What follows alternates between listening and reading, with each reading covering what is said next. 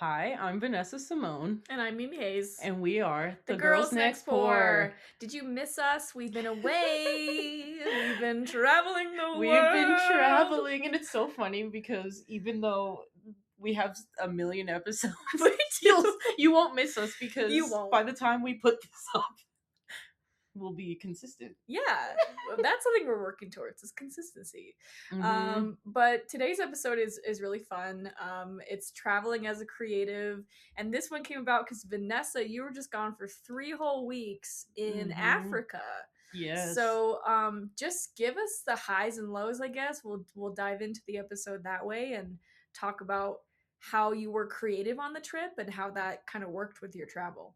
I think for one, being creative on the trip, it actually allowed my mind to expand. I think when we're stuck in our bubble or we're stuck in our little rut, we kind of forget our end goal. And sometimes to get off the grid, to disappear for a moment, allows us to remember, oh, you have a deeper purpose. So while I was out there, I was in Kenya and Tanzania, basically doing safari, and then did a little island trip in Zanzibar. But one thing that I started doing more was my photography, which I haven't picked up my camera in such a long time. And so getting the juices reflowing and also just doing it for the sake of just having fun, taking a photo. It doesn't matter if the photo is a National Geographic photo or if it's just a photo that you happen to take on your camera. And then just being able to finally, I feel like my mind was finally free. And when I say free, I mean I wasn't thinking so hard about all the things I think about when I'm here. And Mm-hmm. it wasn't cluttered with just all of the dreams, all of the visions and all those things. It was just be. You were just there. Just be. You were Yes, I was present. just present. And I think as creatives, because we have such huge dreams and aspirations and goals, it almost becomes so overwhelming to the point where we almost forget to just be and Yeah. to just create. Don't think about the end game. Don't think there, you don't need an end game, just create. So that's just a very brief. I know we'll get into even more in the episode, but yeah. Yeah, I love that you did something that you had stopped doing for a while, either intentionally or not. You were like, ooh, let's do a thing. Let's grab a photo. And you were present like in that moment with that photo. And it sounds like you didn't put a lot of pressure on yourself to make it like the Mhm. best photo ever. I mean, you've got the landscape and a freaking hyena in your face. Like, Yeah. the work is doing itself for you, I feel like. Mhm. And following your story, watching all your stories, I was like, wow, this is so compelling. Like, I'm just there with you on the trip, and I Mhm. could tell you were just at ease and at peace. And I know we both have really big goals for this year, and Mhm. to just see you like just immerse yourself in something different, I think was really healthy for you. Yes, very healthy and so incredibly healing. And so, yeah, Mimi, I would love to hear what are some of your advice for creatives who are traveling. Well, I would say do it first of all. There's a lot of ways you can do it cheaply. Yeah. I've done some really creative hacks to get myself abroad, including Kickstarters. Anytime I've done a festival abroad, I have paid for it with my friends and my family. So I'm doing a festival in Scotland, and I say, hey, I'm gonna go put a production over there. I'm bringing my one woman show to Scotland. I need to get over there. Will you chip in $5? And you'd be surprised how many people were like, yes, take my money. Like, please, I want to see you achieve your dreams. Mhm. So a lot of my funds were made that way through the kindness of my friends and family and strangers. I got a lot of money from strangers too, just people like, Mhm. you seem cool, like, okay. So I've done a lot of things that way. I also make up a lot of my funds and get funds along the way by selling my book. If you have a Mhm. product to sell while you're away, I would bring my book and sell them. I was notorious in Scotland for just like selling books while I was like eating a hot dog and like in my brain costume, just like, oh yeah, I wrote this book. You want to buy it? It's $15. And they're like, yeah, you weirdo. Yeah, I want to buy yours. Because you don't see authors on the street like selling Mhm. this is not a common artist to be selling your wares on the Mhm. street, right? So I had fun doing that and kind of feeling like this like entrepreneur, like life on the hustle, um, on the street, doing that. And then you get creative with your stays. And when Mhm. you're a creative, you can meet a lot of people. And I'm an extrovert, so I meet tons of people abroad. And I have a really funny travel story of how Go I for got it. to stay for free in Scotland the first time I went there, in terms of my accommodations. So I was living in New York City and it was my birthday, and my roommate Joy and I went out for drinks at this speakeasy on my birthday in Manhattan. So we go to the speakeasy, we get in there, we're having these fancy cocktails, and there's this cute English couple sitting next to us. And their accents are so lovely. And, Americans were all about those accents. So we're like, hi, we're like, hello. And they're drinking, and they're newlyweds. They had just gotten married. And so this was their, Mhm. like, honeymoon was to New York City from Scotland, from Edinburgh. And so they buy us a couple rounds of drinks. We're all having fun, right? We're learning about each other. We're just having a blast. At the end of the night, I don't know how this happened, but I got their Facebook information. Like I got their Facebook, maybe if their WhatsApp. Like we're like, let's stay in touch, like that's never going to happen, right? But you just kind of put that out there that you're friendly and that you want to stay in Mm. touch, and they're from a different country, and you never know what's going to happen. A year goes by, and I post on Facebook, hey, I'm looking for a place to stay in Edinburgh, Scotland. I'm going there for the Edinburgh Fringe Festival. Mhm. And this woman that I had gotten drinks with in the speakeasy pops up, and she's like, I don't know why. I just have a good feeling about you. Do you want to come stay with us? Like, is that a thing? We have a spare bedroom. And so I got to stay for free in this couple's flat in Edinburgh. Super great spot. Like, could take the bus into town.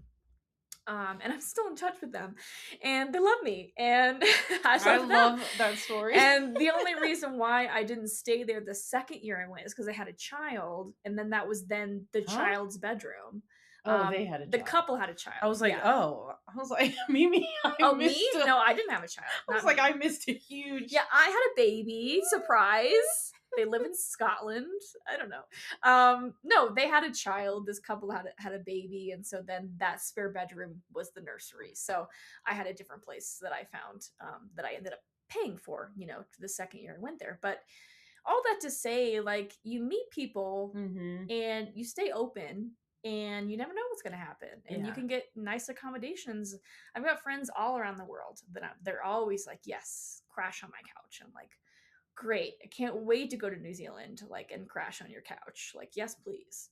Mhm. So you gotta just be creative, I guess, in the process of getting over there. You don't need to spend a shit ton of money. Right. It can get expensive, but you can also get really creative about how you go about travel.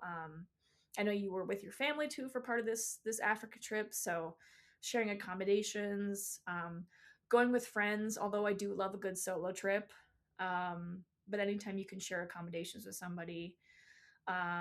Also, there's a group. It's called Women Who Travel. I'm not big Mhm. on Facebook anymore, but this was kind of back when I was, and I found this. I think through a podcast. I think they have a podcast, Women Who Travel podcast. How many more times can I say the word podcast? And Podcast. hear myself, and I'm like cringing. Um, no, so I was tuning in, and they mentioned this Facebook group, and this is when I was planning to go to the festival. And I also had this weird idea. I don't know where this idea came from. I think probably my algorithm popped up with Mm. this, and it Mhm. was this concept of bothies, Bothy, bothy. And they're these old school kind of cottages that were built at the turn of the century in England, and they were free accommodations. They were just little cottages that were all around the countryside that people could stay in for free. So backpackers would go and stay in them. You're traveling, it's like a free, it's not a hotel, it's a cottage. Some of them are very basic. Some of them you need camping gear and firewood, and some of them are quite rustic. But I heard the word free accommodations, and I was like, I want to go find a bothy and go stay in it. Yeah, I'll stay in a little cottage in Scotland. Hell yeah, like, let's go. So bought a book about it, read up about bothies. I was obsessed for like several months leading up to my trip. I go into the Facebook group. I'm like, hey, who wants to go bothy hunting with me in the foothills of Scotland and the Highlands? And I actually got 2 women who responded, and a bunch of Hmm. people liked the comment and it kind of flooded the top and got some attention.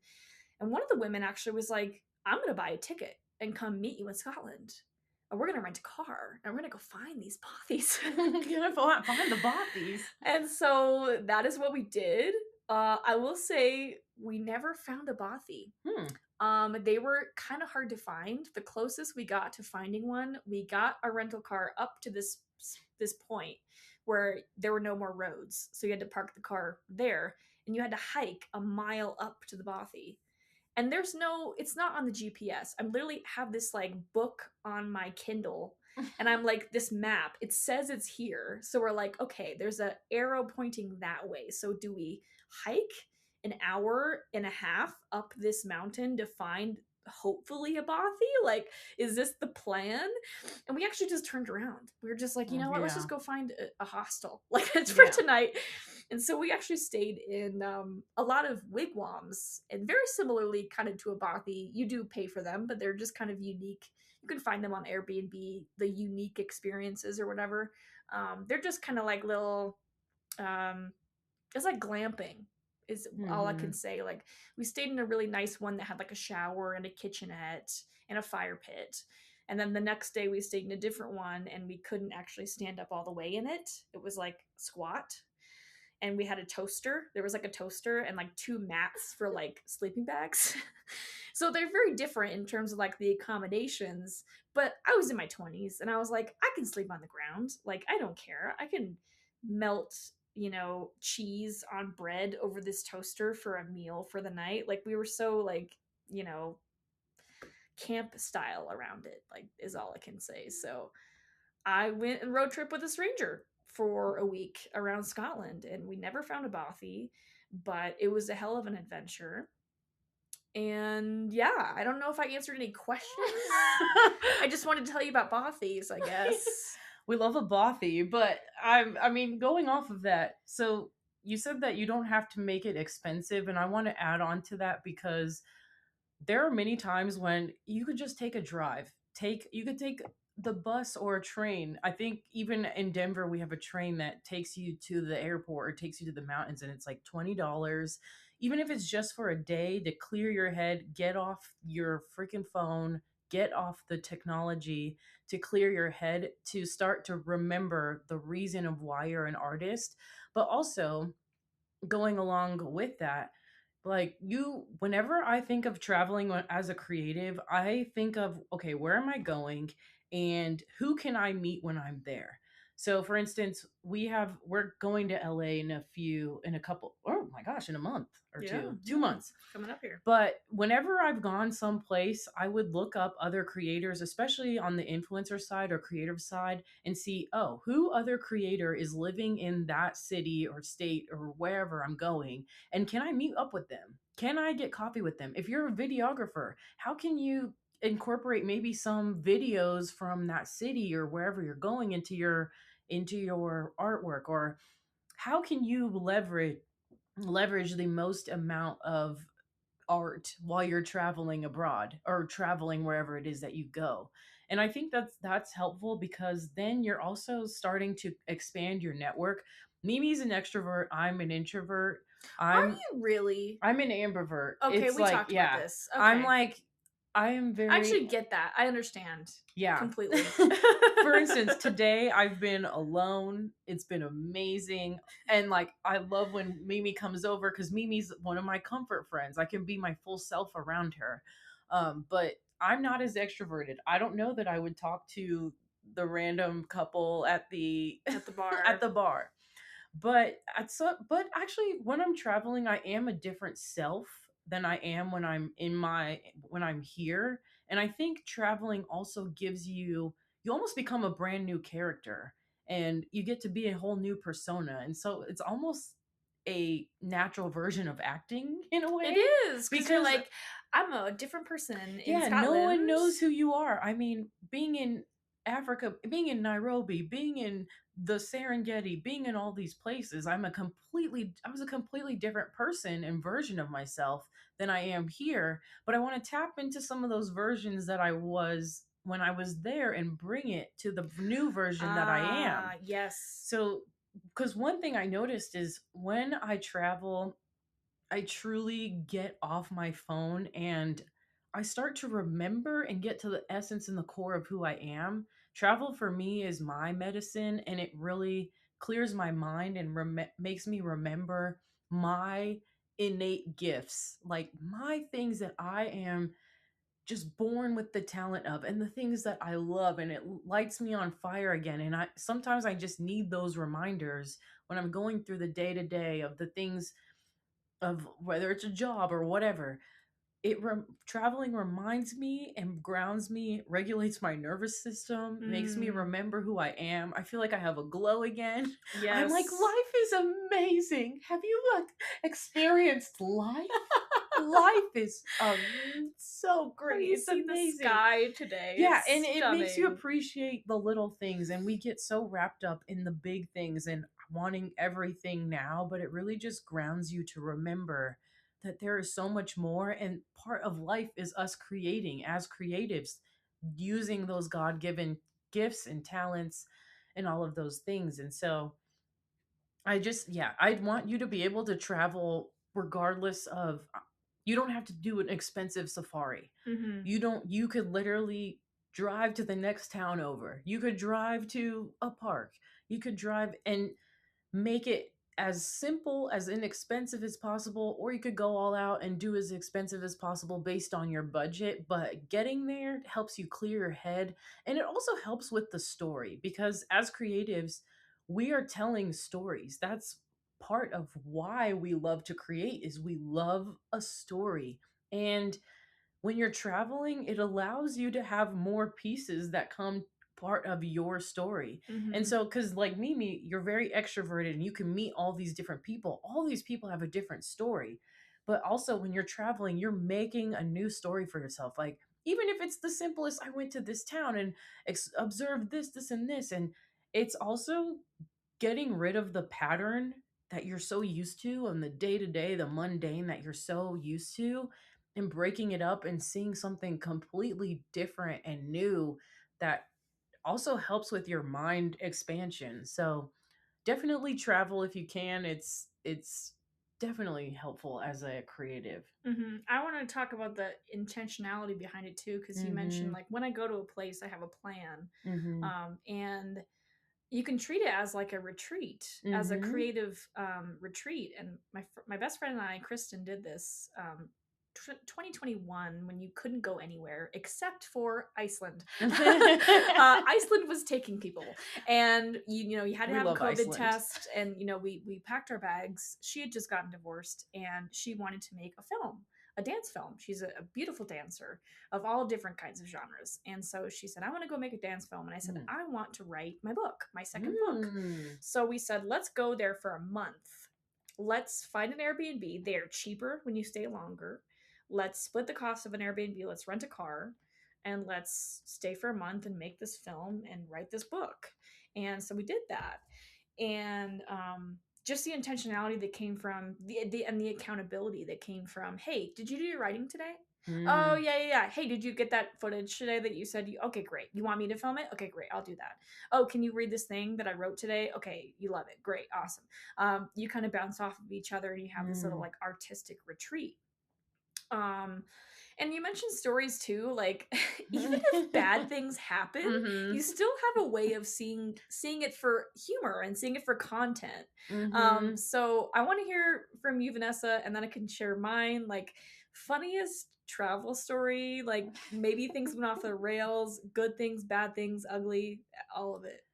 Well, in Tanzania, I actually got scammed at the Oh my airport. god. I was booking my flight via Kenya Airways, and I was supposed to fly Kilimanjaro and then from Kilimanjaro to Mwanza. I get to Kilimanjaro, and I have to shorten this, but I did make a whole YouTube video about it. That's Ooh. 30 minutes. So again, Ooh, we'll link creating, that. yeah, creating stories to your content. But I get to the airport and they basically say, "Oh yeah, your flight to Milan's is canceled." And I'm like, "You didn't think to, email me, maybe put a notification in the app? No, nothing. Okay, great." So I end up thinking about, okay, how can I get to where I need to go? Because it's either a 15-hour drive from where I am in Kilimanjaro and $800 to pay for this drive Mm. to my hotel, or I could do a flight. So I reach out and I'm trying to get a flight, find a flight that is the last spot on the plane. And this lady tells me, okay, yeah, that's going to be 450 USD. And I was like, dear God, this is the most expensive flight I will ever pay Mm-mm. for, Mm-hmm. considering the flight is only about an hour and a half tops. And so I end up book paying for this $450 flight, and this lady says, "Oh, what, we need you to pay for it in cash in Tanzanian dollars." And so in Tanzanian shillings. So US to US to Tanzanian shilling, it's about 2600 Tanzanian shilling to 1 US dollar. Mm. And so she escorts me to the ATM and I am grabbing all of the money, Oh my god. which equates to 1.2 million Tanzanian shilling. So I'm literally In walking out cash. with a wad of cash Wow. in Tanzania and just praying I don't get robbed as I'm walking around the airport with this wad of cash, trying to hide it, stuff cash all over my blazer. Finally get back to the counter and I I pay for I we count the money and I hand it to the lady and she is about to get me on this flight. Then I'm using the bathroom and as I'm coming upstairs from after using the bathroom, this other lady who works there is like, "Excuse me, how much did you pay for that flight?" And I was like, 450 US dollar. Mind you, a few people actually asked me, "How much did you pay for this? How much did you pay for this?" I told them each 450, 450. I don't know why so many people are asking me this. It's $450. Okay.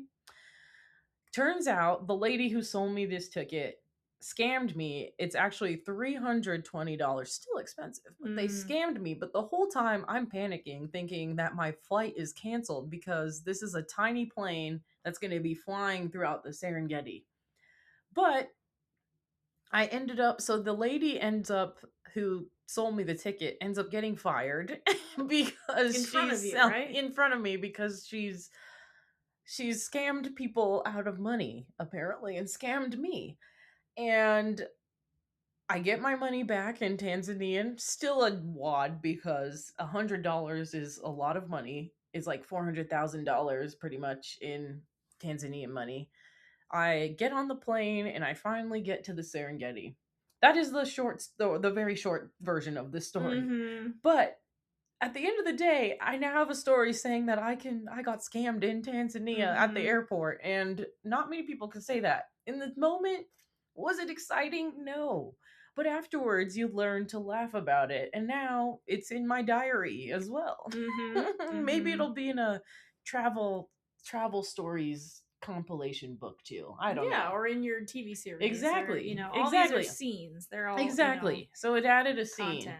But yeah, so that's just a little thing that happened. What about you, Mimi?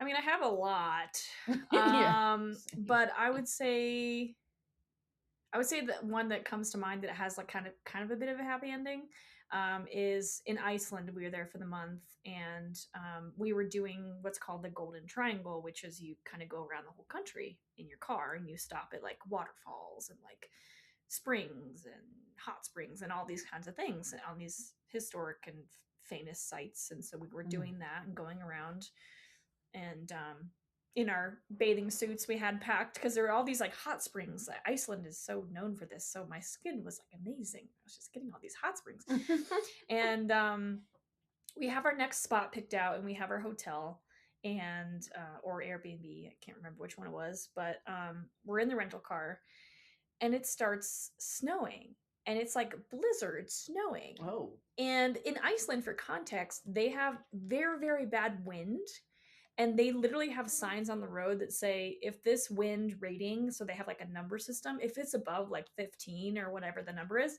you are not allowed to drive because the wind will blow your car off the road. And frequently, visitors, tourists die that way.